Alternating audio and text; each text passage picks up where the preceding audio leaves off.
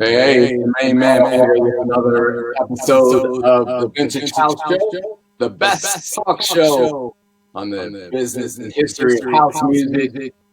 You're listening to the at-home edition of the Vintage House Show. We're normally broadcasting inside the studio of WNUR 89.3 FM, Evanston, Chicago, Northwestern Radio.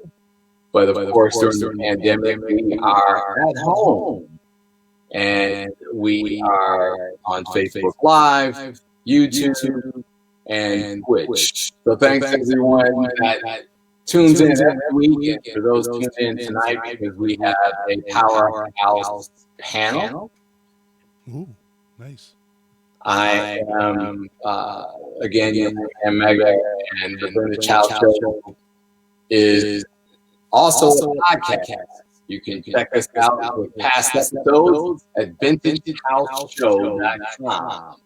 We're powered by the Modern Advanced Music Research and Archiving Foundation, which is the only repository in the United States dedicated solely to study, the preservation, and the celebration of the genre of house and dance music. Our mission, in short, is to preserve the memories, the memorabilia, the stories, and all that support the sustainability of the culture of house music. Tonight's guests are, again, that powerhouse panel that I promised, starting with the one, the only DJ Greg Winfield. How are you, Greg? How's it going? All right. Yeah. Glad to have you back with us on the Vintage House Show. Glad to be here. And we're anxious to hear about your latest projects and endeavors. So stay tuned for that all. From one DJ to another DJ, we move to DJ Infinite, a.k.a. TW. How are you, sir? Hey, Kevin, how you doing? Hey, DJ Mega, how are you? It's good to have you back. Yes, it's good to be back. I think I was here for the first show. You were the Mega takeover in the house. Yeah. You know what? You had caught me when I first got back from Africa, and I was still processing like everything, you know. And your new show, I didn't know what to do when I got back here with myself, man. But it's really good to be back. So we'll get back in that discussion and make sure that you kept that promise. And also on that same first Mega Takeover show and another returning guest, Vintage House Show, it is Lee Pearson Jr. of the Lee Pearson Jr. Collective, a DJ, a songwriter, producer. What do you have, Lee? I'm sorry, I'm getting a little echo, so let me see if I can remedy that a little bit. I'm sorry, can you repeat that one more time for me, please? What did I leave out in your list of duties? Do an overall patriot of the arts, a level of the arts, man, and I just want to contribute as best possible. Dope. I appreciate that, and we definitely appreciate your contributions as well as those of all of our guests on tonight's episode of Vintage House. We've got a couple of topics we want to cover, but of course, first, for those tuning in who may not be as familiar with our guests, we want to ensure that you all get a little bit of the background, the story of our guests. And we're going to start with you, Lee, and tell us about your origins, whether you're Chicagoan, what high school, and then you can get into some of the career trajectory that you've been on. All right, so Chicago through and through, born and raised. First and foremost, high school. My fellow pioneer, as in DJ Mega from St. Francis de Sales would have been my high school. St. Felicitas was grammar school. But nonetheless, that's where I attended high school. The pioneers. Yes, sir, absolutely. Early on, as far as the music thing, man, for as long as I can remember, just the passion and the love, I always just kind of magnated to it. Family DJ early on. I found myself a selector before I knew what a selector was, and just kind of curating, and folks always enjoying my selections of music. So did the DJ thing more so in a little bit of high school, but it really became more official once I went away to college at Illinois State University. ISU. Yes, ISU. And out of that, man, it really kind of facilitated itself, and it kind of, I discovered it at a whole nother level once I did that. So program for the radio station at ISU, WGLT, and folks were just always giving me a lot of love for the stuff that I was playing. I played a lot of the parties on campus, off campus, the whole nine. So after college, I kind of put the music thing down because that's when my parents were like, okay, now we need you to get a job. So out of that, I went into the corporate world, which I still participate in, nonetheless, though, but I still kind of navigate that along with my passion and love for music. So the whole music thing kind of, as far as starting to write and produce, that came about probably mid to latter 80s. I would probably say latter 80s, and some chance meetings with some folks. I'll not do all the name dropping, but out of that, some of my early works, along with my very close friend and collaborator, Erwin McEwen. He's in the room, but he's just not in front of the camera. But nonetheless, we had some early opportunities to compose with Larry Hurd, Mr. Fingers. And out of that opened up some other opportunities for us. So we did stuff with him, which we continue to write with him today. And hopeful, there'll be some stuff to come out down the road with that. Done some stuff with Marshall Jefferson, various other folks, man. And then kind of coming into our own in recent years, whereas I go under the moniker of the Lee Pearson Jr. Collective. So I've got a current release out. I guess we'll talk about that at some point. But nonetheless, it's been a storied thing thus far, and I'll turn it over to one of the other guys. I don't want to take it all over in my own right. Well, one question for you, Lee. What community, what neighborhood did you start in? I grew up in the Avalon Park area. Avalon Park. All right. Yes, sir. Very good. Yep. Thank you for being on the show and for sharing that we'll get into the career. Sure. But it's definitely a powerful one. DJ Infinite, you've got one as well. Talk about where you live, high school, and how you got started. All right, so how I got started DJing, and can you guys hear me clearly? Because someone said the audio was low. Is it better now? Okay, better, great. Yeah, okay, yes. Great. So, from the west side of Chicago, 60644. Hello, John Young, and all of my people from the 60644 Resurrection. Hello, Craig Hill and them, Ricky Lenore and them, all those guys from back in the day. I got my DJ start watching. My uncles have a friend that came over. They called him Red Dog. Red Dog was one of the neighborhood DJs that loved sound in his music, sound in his car. So he would drive around in his Datsun pickup truck with massive sound, playing 117 and Status Force. You Ain't Really Down, and it just sounded so good. So one day we had a party at the house. He brought his 12s and a mixer, and he was getting down. And I'm like, yo, what the heck is going on? And so from that day, I was kind of hooked. Then my friend that went to school at up in Evanston, who's now an actor, two of my friends actually, Wood Harris and his brother, Steve. Yeah, Steve. Those guys went up there, and I actually learned how touched my first technique, B100, in the bedroom of Wood Harris. So, he had a set mixer, and he had like 5 records. I think it was like Mix Your Own Stars, Conk. You guys remember that song? Do What You Want With Your Life. And that's where it all started for me. Yeah, it started for me there, working my way, to the bedrooms, always pretending to be on the radio. Hot Mix 5 is my favorite. WNUR, 89.3. What's that? KKC also. What's my favorite? WBMX was an influence. Worked my way, kind of stumbled into radio. It was just kind of one of those situations, a coincidence that I had started back in 2009. I put the turntables down for a while from like 2001, 2000 to take my spiritual walk. Then it picked it back up in 2009, 2008, when I asked my younger brother what he wanted to do with his life. And he was like, I want to be a DJ like you, because he remembered all the times, I was in the bedroom doing what I did. And I was like, all right, cool. And, we went out and bought some equipment. And to this day, here I am, like I said, stumbled into radio by chance because of something happened at one of the radio stations. And they were, getting ready to let go of some other DJs, and they wanted to bring on somebody else. And so a friend of mine, Angela Hongo, was working for one of the producers at the show. He asked me to submit a mix, and the rest is history. I mean, I can go into more detail.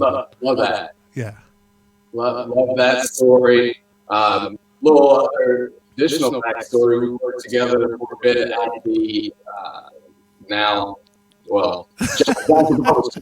Johnson Publishing Company.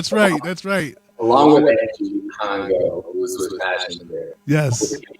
Hey, Kev, did you one time? You remember when Beyonce dancers came to the city? Of course I do. I brought my turntables that day. I thought that we were gonna rock out that day. I swear to God, I brought my turntables. They were in the office. I was ready, man. I was ready. I bring that picture up often. Last but not least of the introduction to tonight's panel, we have the man, DJ Greg Winfield. Come on off mute and tell us about how you got your start, your origins in the Chicago market, and of course your high school. I hope you guys got a pillow. No, I'm just kidding.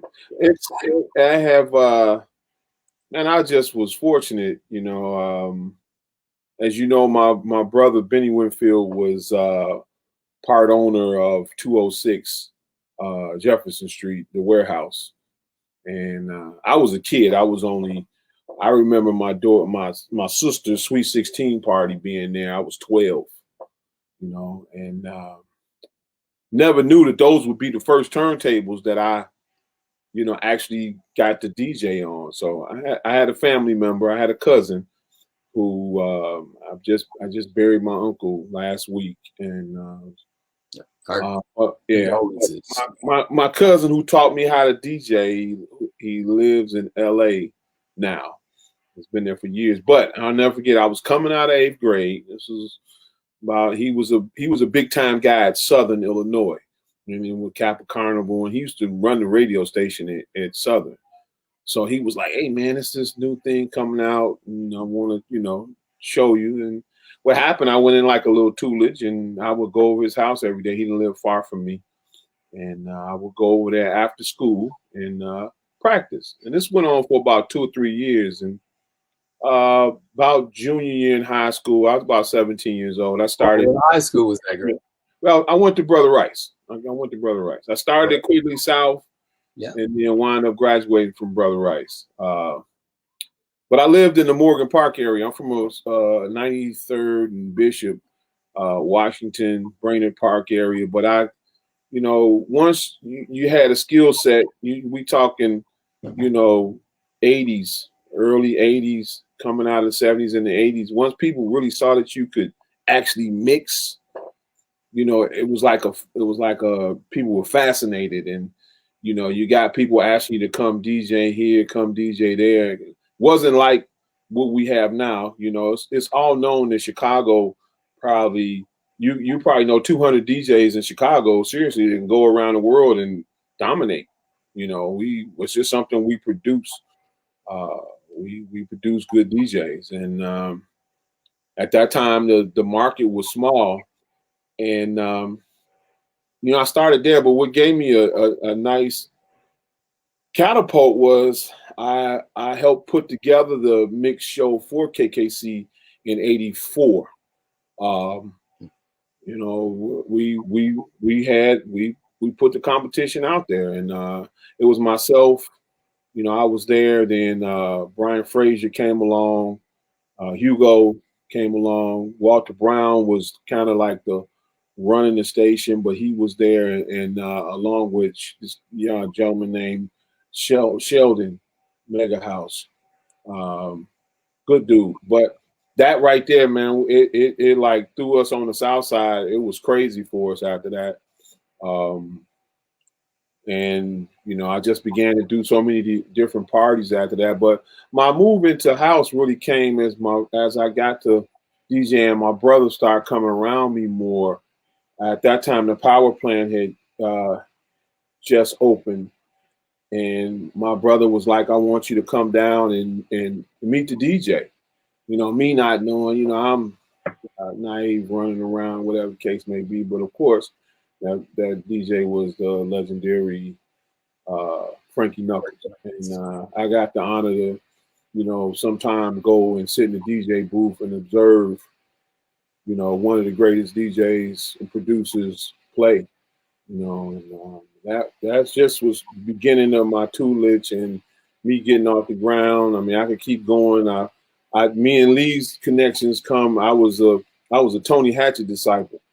So when I came out of high school, I used to travel the college circuit, and Tony used to take me around the battle. Nice. Battle DJs and not even knowing. This is what's funny about this story. Lee was down there, but Lee was the judge of the DJs, and it is what it is at this point. He's family to me, so I really don't care about it. I understood his method and what he had to do, but Lee knew clearly that I just dog walk. You know, it was a setup. There's two sides to every story. so what's cool about it is that you know, after, you know, going and doing all that, bottom line is here we are 40 something years later, you know, we like family, you know. That's what's funny about it. We're beyond just the DJing and producing part, you know. This is crazy world, but that kind of helped define, you know, me coming out of there, going and doing that. It kind of changed the pace for me, coming from, you know, what the hot mixing scene was, to go see Frankie Knuckles, who basically knew how to give you the song. What do you mean by that? Give you the song? Can you? Well, you got to feel every part of it. You got to feel it from the beginning all the way to the end. You know? It had nothing to do with the sound system. Oh, the sound system was off the chain. That was a killer. That was 9 amps under the bottom. You know, I mean, that was something else. And sometimes he would only have on 6 of them. So, but along with it, you know, most of the time people didn't play a song from the beginning to the end. So it always left you something to hold on to, you know. And that was the part that I started listening to, just like any other DJ on the house scene grasped onto, to give the people something to hold on to when they listen to that song. You got a full meaning and understanding, because I know as we go through this panel, you're going to know that there's a message in the music. I'm going to take some personal liberty as a host and talk about one of the experiences of my understanding of what you just described. When I went to the warehouse and Frankie played Go Bang, it was a crushing spiritual experience. I mean, I understand exactly what you're describing about the journey he took you. Yeah. Yes. So, and I mean, just moving forward from there, you guys might know I've played on all guest spots on all major radio stations. I have played various parties here in Chicago, elsewhere, overseas. I mean, I've had a feel. I'm pretty blessed to be connected to a lot of people who are doing, you know, the same as me and even greater than me. And I'm just fortunate to be where I'm at and living the dream like anybody else, even Lee and Infinite as well. So I'm glad I'm here. Well, it's definitely an honor to have you and all of our guests on the show tonight. And thanks for setting up the backstory as we get into some of the discussion of tonight's topics. Really light tonight. You know, last week the show aired after what, you know, the country and the world had experienced for the first time, this attack on the modern day democracy, as well as, you know, a manifestation of what many of us in our community already knew. This dude was a nut job. right? And he has a band of people that are following him in his outrageous beliefs and ideologies. And so tonight we're going to bring it back to center, if you will, and talk really about the importance of what's coming up on next Monday, January 18th, which is the celebration of the great Dr. Martin Luther King Jr., Reverend Dr. Martin Luther King Jr. It's important that we honor his spiritual leadership as well as his academic and civic leadership. And of course, those words don't even embody all that he did. But house music has certainly adopted and really settled in on the legacy of Dr. King in many of his speeches. We hear within the context of tracks, within mixes, the names of mixes, the names of songs that have been inspired by the legacy of Dr. King. So for the panel, can you talk about, I mean, it's sort of implied in anyone not living under a rock for the last 40 years understands the impact of Dr. King, but can you talk about it in the context of why house music has really glommed on to Dr. King's message? Lee, you want to go first? Yeah, I'm willing to go first. The lyricist on the panel tonight. I take it from the perspective of expression and free expression, and around how with house and dance music, when you think about its infancy and how it came and disco's revenge and all of that, basically in that, whereas he spoke to just kind of the freedom and recognizing all, when you think about, the whole rainbow aspect of what have you, he wanted to acknowledge all. So out of that, well, there are several aspects of that he wanted to acknowledge, but particularly that. So with the house music piece, in my mind, and them utilizing a lot of his, excerpts from his speeches and things of that nature, we were going through that whole freedom aspect too. When you think about going to the warehouse, the original warehouse, so on and so forth, some of the crazy things that I remembered were how folks expressed themselves in their attire, how they expressed themselves and how they allowed the music to consume them, so on and so forth. So I kind of think that that's just one aspect of, like I said, there's a full spectrum of it, but that's the particular piece that stands out for me about how his suggesting, hey, we are free and we need to be free and we need to be acknowledged as such. I saw that same thing and lived through it musically. So to see that and have that was kind of like awesome. And that kind of is the tie-in for me. Like I said, I could go on and on. I'll turn it over to the other brothers, but that's where it stood out for me. All right, thanks for that. Infinite? For me, I would say unity and diversity.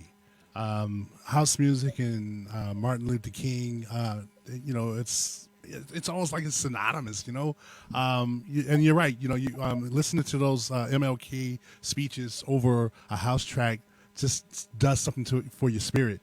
And I think that's something that, if you were, privy to that, those things happening in the time that it was happening, I think that, we all can, agree that it resonated really well.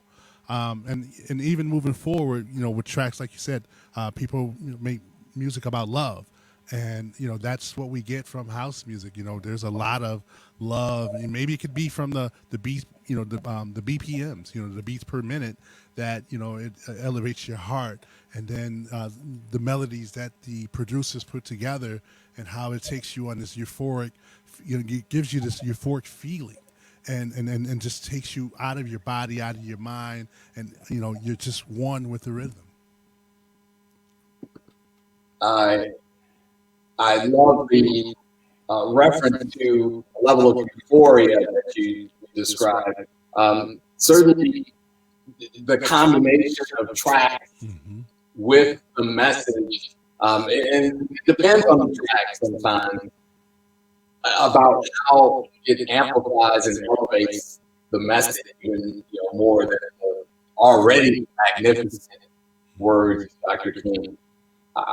I'm curious, Greg, from your perspective, what do you believe to be that impact and influence of Dr. King's words as used or laid over house music? Well, you know, one of the things I always, when it comes to house music, and I even think about Dr. King, I think about his roots of how he was with the church. You know, I mean, he was a spiritual man who set forth to change and put Black people and Black fathers to the head or into the mainstream of society. So that tie-in with him and house music and what he's saying, it's just a whole based on the community, the house community. It's like a church. It's to come as you are, you know, it's the freedom to express. And if you think about the nonviolent part of Dr. King, and even when you think about the nonviolent part of house music, you know, it's you know, it's like a combination that was just made to be together. It is it's very powerful, and you know, I tied into that a heck of a lot when it comes to his movement, his words, and house music. You know, because this still is a movement as well. You know, so it's like you can't go without it. You know, when we know coming up this week, there's going to be something going on, streaming or whatever the case may be, where you're going to hear Dr. King. It has to. It's the only way we can continue that message to go. Where, because like you say, from looking at what happened on Capitol Hill, we still 2 steps almost back to where we were when he was here. So it is important, you know, it's important to keep that message going, and house music is the best way to deliver it. That's a great observation, right? That great in that you brought it to light. Terrible in that, you know, 40 years later, you know, the society has taken steps backwards. And your point about this being an important way to reinforce and reimagine his message is critical. It's a creative way, and what we try to do a lot here on the Vintage House Show, at least for 2021, is to ensure that the next generation, those who've got next, those who are going to be entrusted with sustaining this genre we all know and love, you know, that they have all of these aspects of the genre and understand, you know, the whys, right? Why is it that the speeches of Dr. King are interlaced in so many of our mixes and songs, and tracks and club experiences, right? So you guys keep dropping the knowledge about it. How are you going to each spend Dr. King's holiday on Monday the 18th?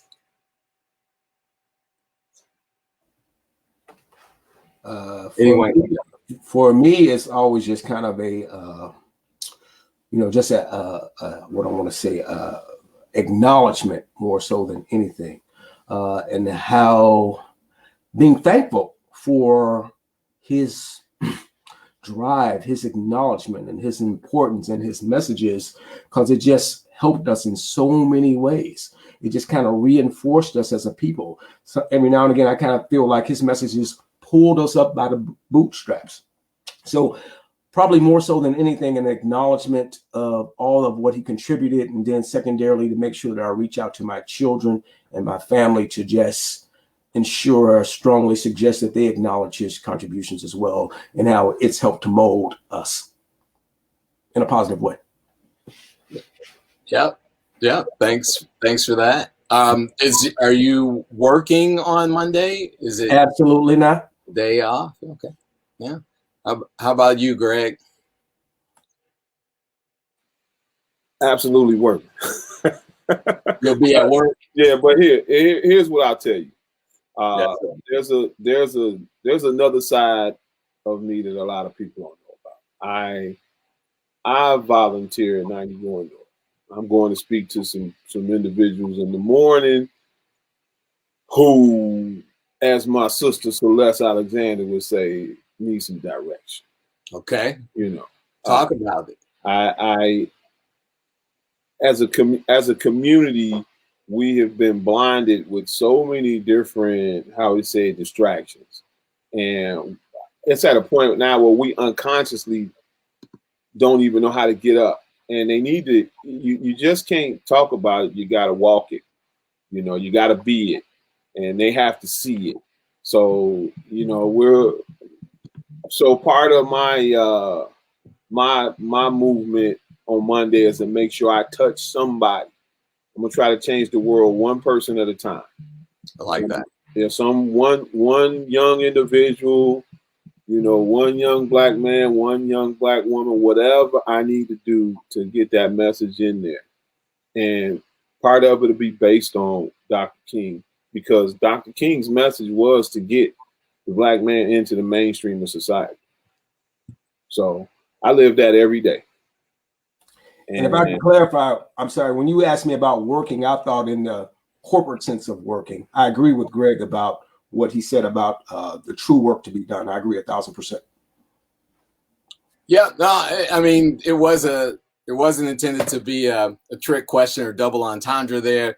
It was, I was asking about, whether there was corporate work happening, or whether or not you were putting in the volunteer work. And so I appreciate both perspectives, that you will be taking the day off, and that certainly the service on Monday will be there to ensure that the legacy of Dr. King continues to live. And I certainly don't want to leave you out, Infinite. I'm here. What are your plans for Monday? How will you acknowledge? Well, first, the top of the morning at 5 a.m. Eastern time, 6 a.m. Chicago time, Rick and Sasha show. There'll be a special MLK mix done specifically for that particular day. I'll probably go live on Facebook or Twitch or somewhere, which you can find me on www blah blah blah Twitch TV. DJ Infinite, no Ivy You putting can in. promote. Huh? Go ahead and promote. Yeah. That's what I'm saying. I'll be in the mix. I could probably put together something really nice, a nice little house mix. Let's see. John Young. I know John Young is going on at 12. Vince is consistently going on at 2. So we'll make it an evening thing. I'll make it an evening thing. I'll go on about 6 after dinner, after I feed my kitties. And we'll put something together for the house people at 7 p.m. Chicago time. What time was that? 7 p.m. Yeah. And so everyone's clearly committed to celebrating the legacy of service and leadership that Dr. King embodied. And we, encourage everyone tuned in tonight to, of course, honor that legacy as well. In any way you choose to, let us know about it. Drop it in the comments. Maybe there's some volunteer opportunity that those of us on the panel could also lend our time, talent, and treasures to. Let us know how you will celebrate Dr. King's legacy on Monday. And so as we continue our discussion, I want to ensure that the panelists have an opportunity to do what Tommy was just doing, DJ Infinite, in talking about some of the current projects, initiatives, whatever you have in terms of your online sessions, or even if you're doing something in person. Share with our audience tonight, where can we check you out? let's go back to you, Greg, and then over to Lee. Yeah, currently got a couple projects I'm working on. You know anything about me? I like to do my gospel. I'm working with a couple of different artists at this time.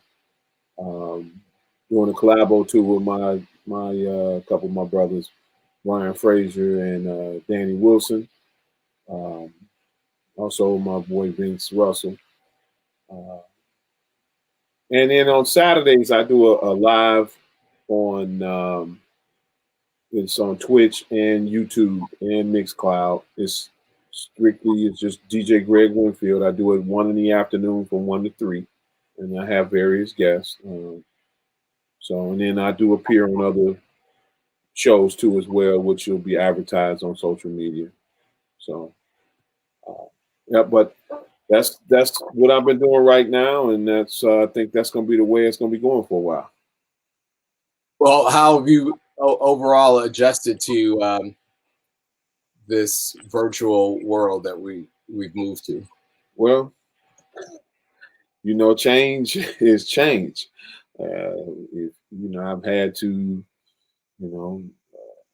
put together, the proper equipment to make sure that everything is intact. And I mean, it was quite an adjustment. I mean, it was trial and error, from the start of people just trying to go with their phones to, going through a whole setup now where, you got all different interfaces to get the quality that you want.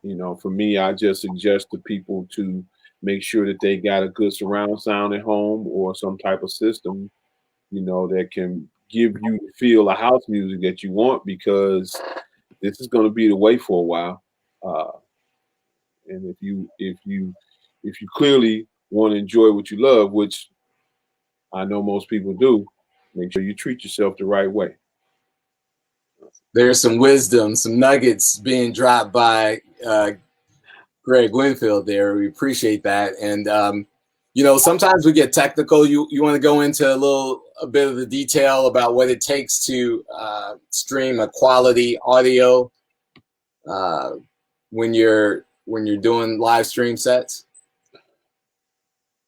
Yeah. I mean, pretty much, I use a different kind of interface. I use a regular studio interface with my OBS setting.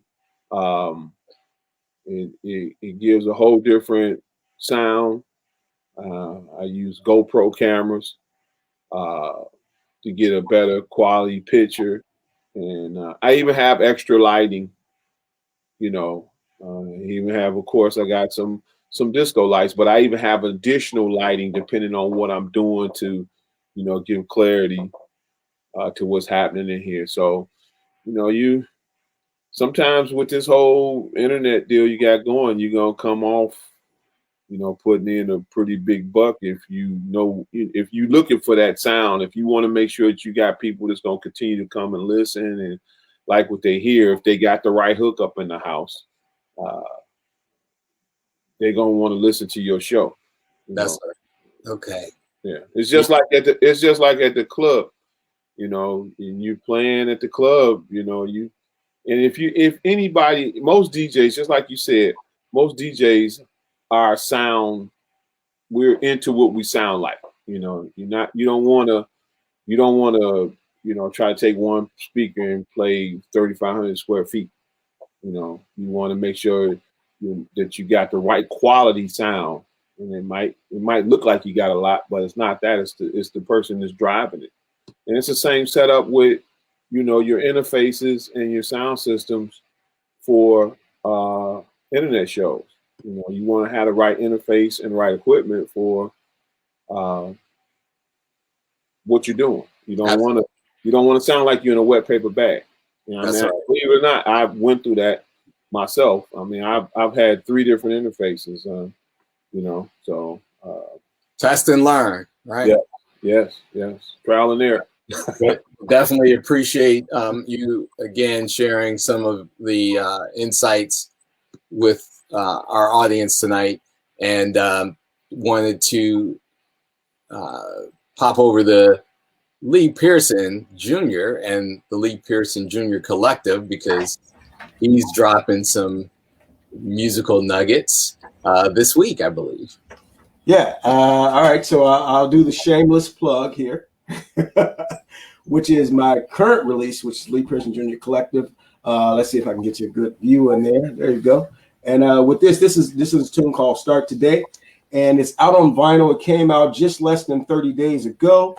It is available if you just Google Lee Pearson Jr. Collective. So here again, it's available as vinyl as it stands today. However, it will be a digital release not too far off in the distant future, but we're working to allow the vinyl to exhaust that first and foremost, and then we'll go with the digital portion of it. A song that I'm very proud of that I co-wrote with my friend Erwin McEwen, and along with some other folks who participated in the production overall. But we're looking forward to it. So as mentioned, got some other stuff in the marketplace as well, but this is our most recent release. Most of my time is focused more so on production and releases, whereas I did come from the DJ realm, and I do have mixes. I have some mixes archived on Mixcloud. We also have material available via Bandcamp. So if you were to Google the Lee Pearson Jr. Collective via Bandcamp, you'll find some of our archived material. But I'm really focused on dropping new music during the course of 2021 and going forward. And that's pretty much what I kind of want to focus on is production, because I love writing quality songs. As my buddy would say, good art. That's what I really want to participate in, and ideally have it be enjoyed by a global audience. You got big aspirations there, Lee Pearson Jr. Why not? I can appreciate that. As we know, house is a global movement, and so those ambitions and aspirations will certainly manifest themselves. In fact, tuned in tonight, we've got audience members from around the world, and certainly some of the other pioneers of house music have joined in. Thanks for tuning in. We got Jesse Saunders, Terry Hunter, Lady D checking in, and overall, we are certainly appreciative of all of the contributions, and certainly all of those folks are friends of the Vintage House Show as well. And Infinite, you did share with us what you've got going on for Monday, King's Holiday. Would you share a little bit about how our audience can tune in and check you out? You are obviously the mix show DJ for Rick and Sasha. Yeah, Rick and Sasha. Yeah, Rick and Sasha show. They're a nationally syndicated show. Can you hear me? Yeah, go. Oh, okay, yeah, nationally syndicated show. I usually catch them through the app when I need to listen to the show. I usually catch it through the app 107.3 KC Magic, Kansas City. Or either you could just type in Google Rick and Sasha's morning show, and then it'll give you links and everything to the different places where it's broadcast. So that's going on. I also do Zoom events. I do private Zoom events. As a matter of fact, I just finished up last week an event for the Special Olympics, and from that I'm going to start a non-for-profit. I'm trying to figure out a way how to give the parents a break. Put their family members in front of the Zoom screen, and now do a set, like a 2-hour set. They can sit with me and we'll just rock out. I'm trying to figure out how to make that look and feel, and where I can just do it for free, and still be able to find the fun someplace else. You know what I mean? Also, back to the Zoom events. I also did 2 weeks ago, I did the District of Columbia Housing Authority. Ben Carson, they were all there. 500 people. I did this online. It was really, really, really a whole bunch of fun. So yeah, you can catch me at www.djinfinite.com and book your event, and we can rock out with whatever genre that you want. Also, let's see what else I got going on. Like I said, the Rick and Sasha, the Zoom events, Special Olympics, and everything. That's where I'm at. www.djinfinite.com. All right. hello, Terry, and hello, Jesse. Jesse, I don't know if you guys noticed that Jesse was saying that this is the 37th anniversary on and on. And I actually had that queued up right before we even started any of this, and it's actually kind of funny. So it's really cool that we're all in sync here. Craig Loftus and Linda Remix Boy also tuned in to tonight's Vintage House Show, all friends of the show, which takes us to our next topic. You know, we're in 2021, 14 days in, or 13, give or take a day.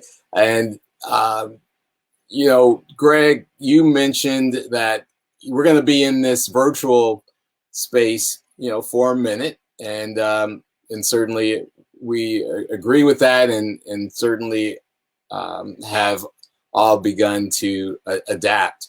But what other trends, particularly from the creative perspective, maybe from the mixing styles that we have with some of these virtual sessions, any of those aspects of the movement? Could you talk a little bit about, you know, looking into the crystal ball, the foreseeable future? What will the trends be for house music in 2021? And audience that are watching, and of course Tommy's got his not quite crystal ball, but what do you think will be some of what we see and experience, you know, beyond the continuation of virtual delivery of our genre? What do you see? And shout out to DJ John Young. Well, go first. Yeah.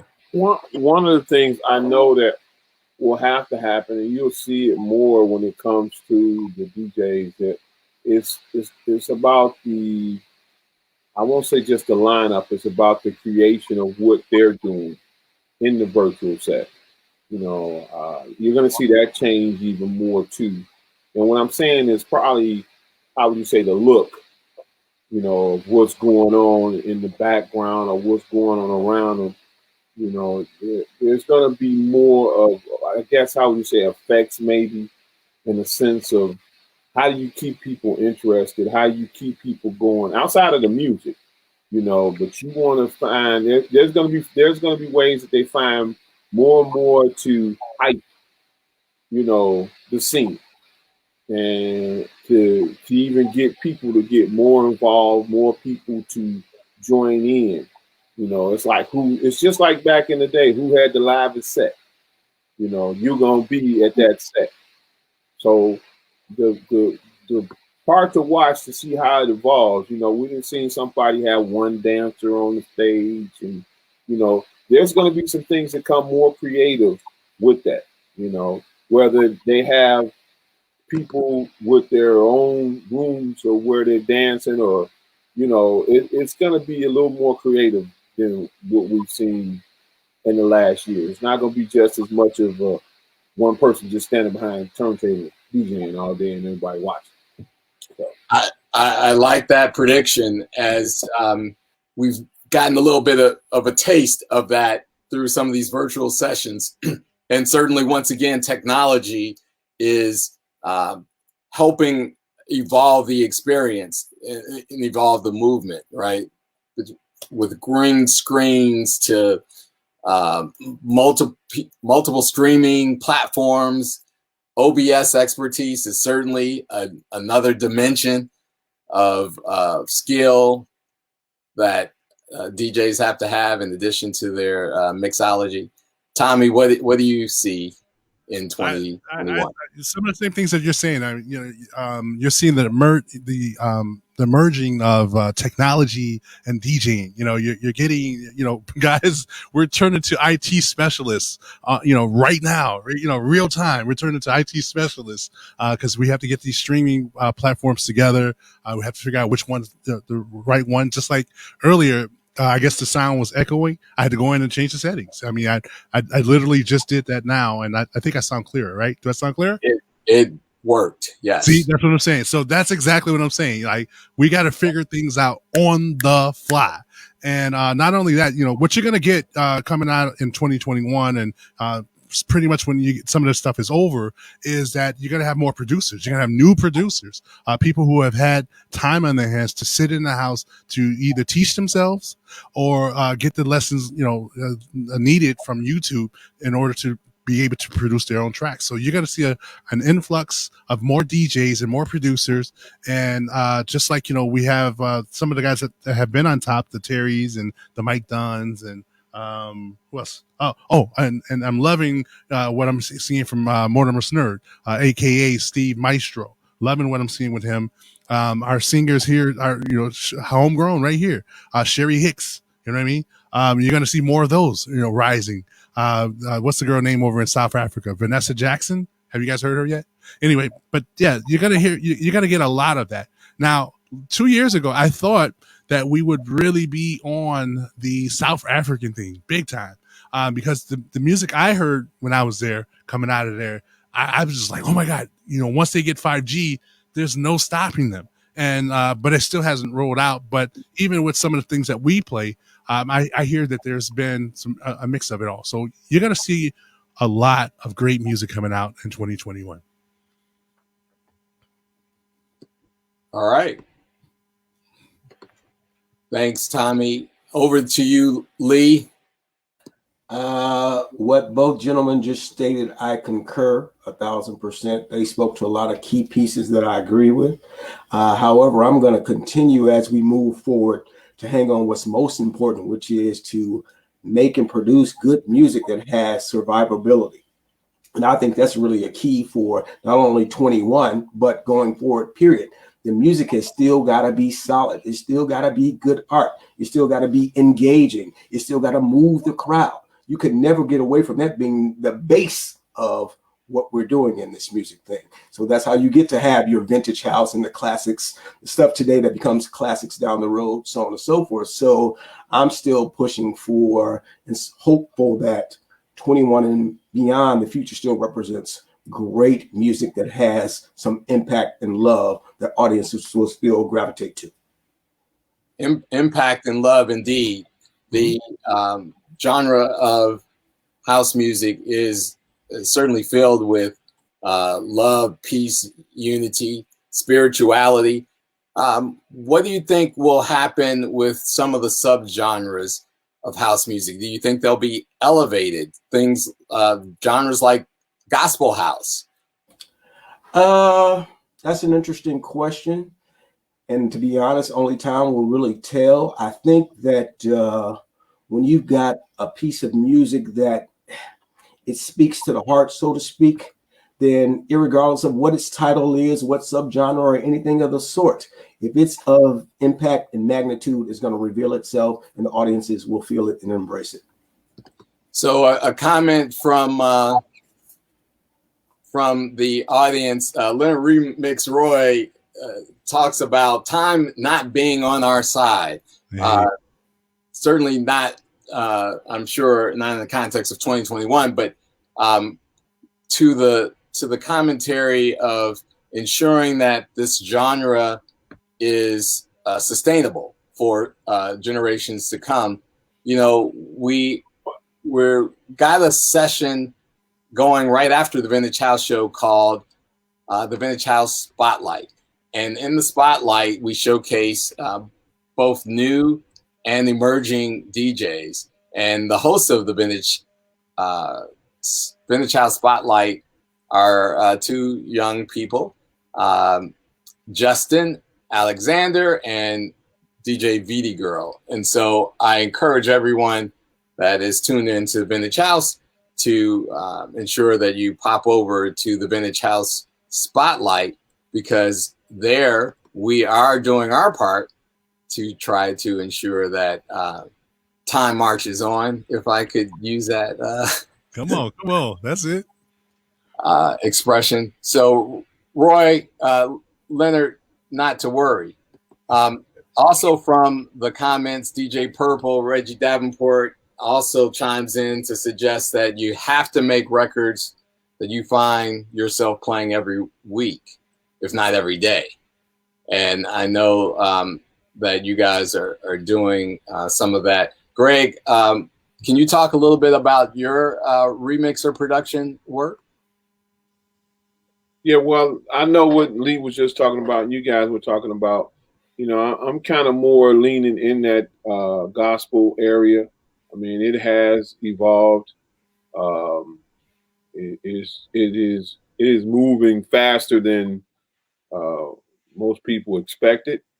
Uh, so I don't see. I know it is about, just like Lee said, it's about making good music. You know, good music is the key to it. The success of house music, yeah, we are getting older, but at the same time, we do have producers. I mean, just like now, Terry's got a #1 song that just from Avant. So Yeah.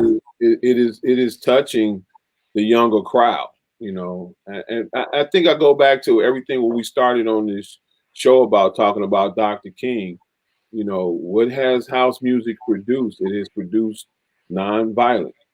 I mean, there's you can think about what parties you went to where there was an issue with house music. That's why most of the bars in the city of Chicago wanted a house music night, because it probably was the only peaceful night that they could have. So I wouldn't say that we, you know, because we're getting older. Yeah, I love for it, not passion. Uh, as is a little different, but as you see people become more seasoned in their lives, you'll see the house music still merges and continues to flow. So, as far as me and my projects, you know, I got a couple. I'm working with a lady by the name of Fran Harris, a gospel track right now. As that keeps moving, like I say, I'm in collabo with a couple other guys that we're working with that. And you know, I think that's the key movement, just like Lee said, and just like Infinite said. You know, we got more time on our hands, and we're at home, and we're able to, you know, work on things that we wasn't able to work on in the past. You know, I'm gonna give my hat off to Lee. Lee has always been behind the scenes. People really don't know how long Lee has really been pushing and making music. You know, and he's just now, you know, popping out and acting like he's, you know, new on. He ain't nowhere near new on the scene. He's been around a long time, doing a lot of good stuff, and his just due is here. So, yep. So, yep. Lee, retort. I appreciate that, brother. Much love. Much love. Very good. Well, we're winding down the Vintage House Show hour, the most powerful hour on Wednesday nights. We got a lot going on, and I love the creativity that is happening around this show, and even during the 8, 7, 8, 9 o'clock hour Central Time. But again, to hear the stories of our guests, to understand their business victories and their challenges, that's what the Vintage House Show is all about. And so we're glad that you've tuned in. Of course, I occasionally refer to the nights I host as the Philosophical Grooves edition of Vintage House. And so with that, I always have some questions to ask our guests to make them think a little bit and to reveal a little bit about themselves that has nothing to do necessarily with house music sometimes. So I've got a couple of questions. And of course, because this is aligned with Dr. King's legacy that dominated a good part of our conversation, I want to talk about Dr. King's philosophy of nonviolent social change. There were 6 precepts to this philosophy of Dr. King: information gathering, education, personal commitment, negotiation, direct action, and number 6 was reconciliation. And so for each of our guests, the question for you would be, if you were to be challenged to live solely in one of Dr. King's 6 philosophies for nonviolent social change, which of these 6 philosophies would you live by and why? So I'll run through the list again: information gathering, education, personal commitment, negotiation, direct action, and reconciliation. So I'm gonna go first to help you guys out and soften the blow here. So I'm going to say I would live in the art of negotiation. Right, this is an area where I often seek to grow, personally in my own development.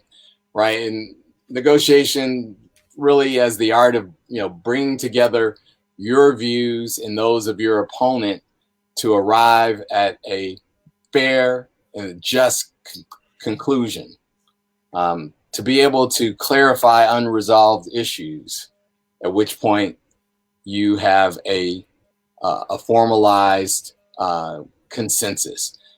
I'd love to live in Dr. King's philosophy of negotiation because there's so often opposing views, which is great, but those opposing views are often, they remain unresolved, right? You don't have to believe the same thing I believe, but you should be able to hear the other person's view. And so I would work to live in the philosophy of negotiation to ensure that the views of nonviolent social change can actually manifest in this world we live in today.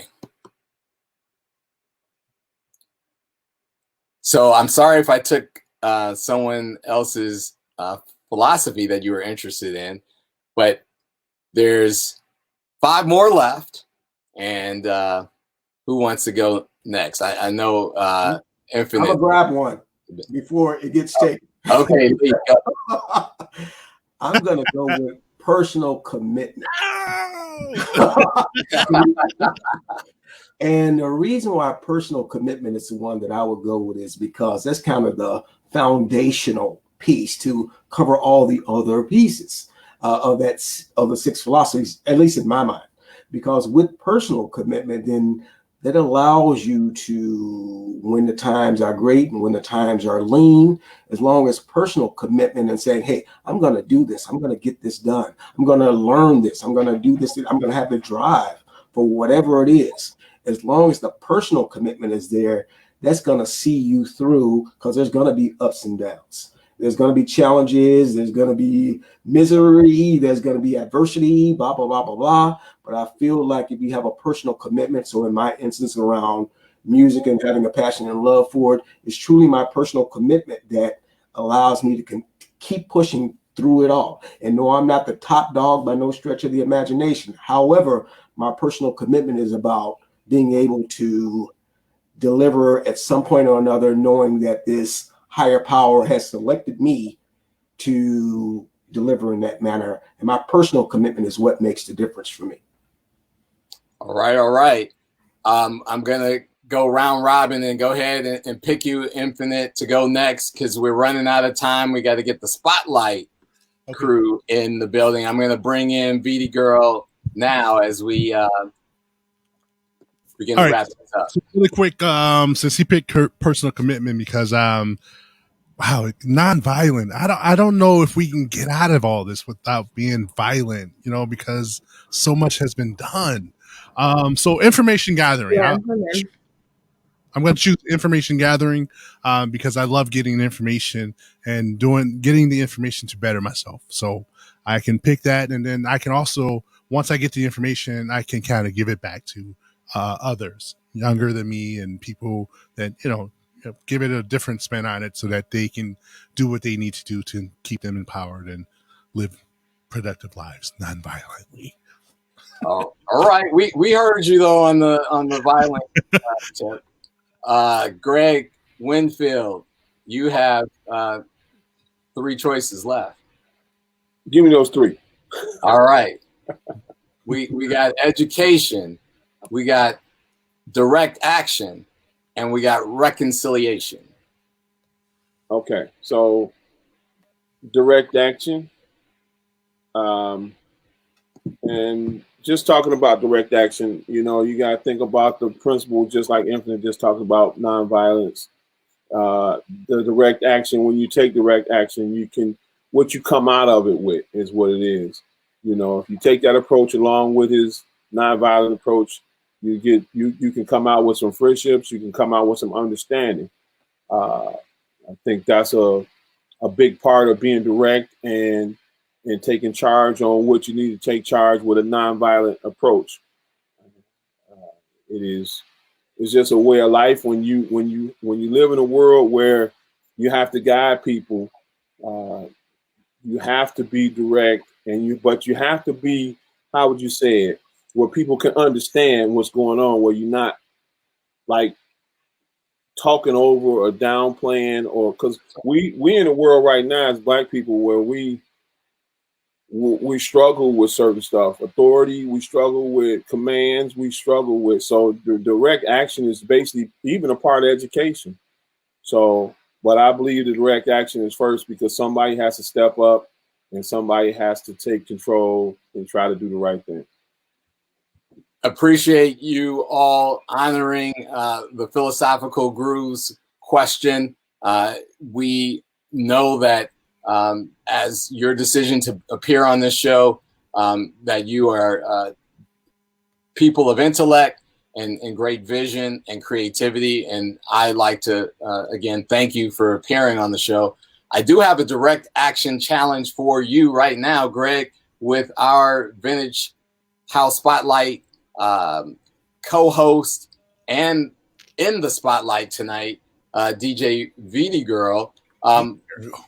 What advice would you provide as a level of direct action to help this emerging DJ and artist continue to build and develop her platform? No pressure, Greg. No pressure at all. I mean, just a little advice. That's I'm sure you heard it before, but it's all about being persistent. It's all about even knowing, you know, when it looks down and it doesn't look, how would you say it, like it's going to be something that's positive, you know, because there'll be times like that. A lot of times there'll be more times like that, period. This is when you have to have the stamina and the persistence and the determination to keep driving. You know, if you only got one, that's better than none. You know, so depending on what you're doing and you believe in yourself. As a matter of fact, I don't even know where my sign is at, but I keep it on my DJ stand. Believe in yourself. If you believe in yourself, that's half the battle right there. Mm-hmm. But a lot of times it's easier said than done to tell you to believe in yourself, and then the minute someone knocks the wind out your sail, you're trying to regroup. If you put together a plan and you believe in that plan, you stick to that plan. Right. So, and the first and foremost part about you is you're already on the show.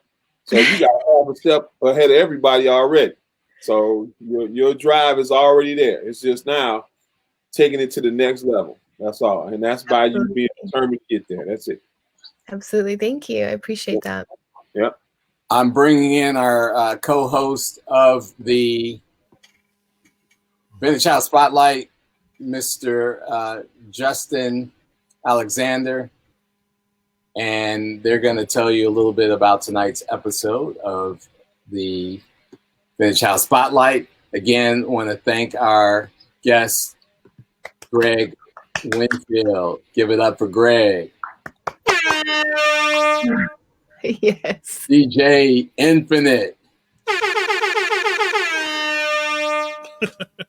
And last but not least, Lee Pearson Jr., my fellow pioneer. Thank you all for being on this episode of the Vintage House Show. Make sure you tell all your family and friends in case they missed your appearance. Yes. And it'll be up on the Vintage House page on Facebook, on YouTube at thedjchannel.com, all spelled out, and on Twitch. Well, if you didn't catch it live, you missed it. At I am DJ Mega. Your main man Mega, I appreciate you all. And Justin can't get you in, but VD Girl, tell us about tonight's episode. So this for me is quite a special night. I'm going to be sharing a video I worked on last night, actually at Lori Branch's house, down in her basement in the studio. She let me come in and put this little something together. So, you know, I give a couple nods to some classic house roots while bringing in some, you know, tech house, which I love. And yeah, it's going to be fun to kind of share this with you guys. And our second week doing the artist spotlight, which is a great opportunity to kind of get our community to have some eyes on some emerging talent and maybe folks that haven't had quite the same access. So I know I'm really excited to be sharing this week. And yeah, I see Justin's on here now, my co-host. Yes. Nice Hi, to see you. Justin. Hi, Justin. Hey everybody, how y'all doing? What's going on, man? Staying strong during these tough times. Yeah. So what do you got to say about your co-host and her spotlight tonight? Diddy Girl is amazing. She has been DJing for some time now, since like younger, but she started live mixing in 2018. This is some background on her. I did a little research. She incorporates a large variety of music into her mixes, into her sets, including house music, funk, and disco. And she believes that house music and music in itself makes us feel at home in our bodies, which is something that we totally need right now during these times. And it's a healing type of music, and it's something that is going to bring us all together, though we can't be together like in person now. So, you know, she's using her talent to do healing and bring positivity in times that we need it the most. And I used to have the best set time right before Vintage House every Wednesday. So that's kind of how I got into the fold. I was at Northwestern last year playing WNUR Studios, and I had the honor of kind of blessing the airways before the legends got on. So it feels pretty exciting to be kind of returning to sharing some music through Vintage House. Awesome. Is it true that people might have to refresh the feed, Kevin or Mega? I heard that they might have to. So just want to let anyone viewing know that if anything starts to look weird, just give it a refresh button and we'll go ahead and. So we're what happens is our show, and this is some topic that we spent a little bit of time on. The talk show portion of Vintage House tonight. We're going to end, and we'll restart with a fresh link here for the Vintage House Spotlight. So go to the Vintage House Show page on Facebook, and you'll find the link to Vintage House Spotlight. Because we have some digital rights management issues right on these streaming services, we want to ensure that if those pop up and we get bumped, that we can preserve the interview that we had tonight. Okay. All right. So thanks again to this awesome panel. And again, this is the next. They got next team. They got next. All right. Justin, VD Girl, they got next. We're not going anywhere. Greg, There's room for all of us. Hey, you got next too. You're in that younger set. Lee, keep doing what you're doing. Greg, really humbled and appreciative of you being on the show. DJ Infinite, thanks for making a reunion of the first Mega Takeover. Yes.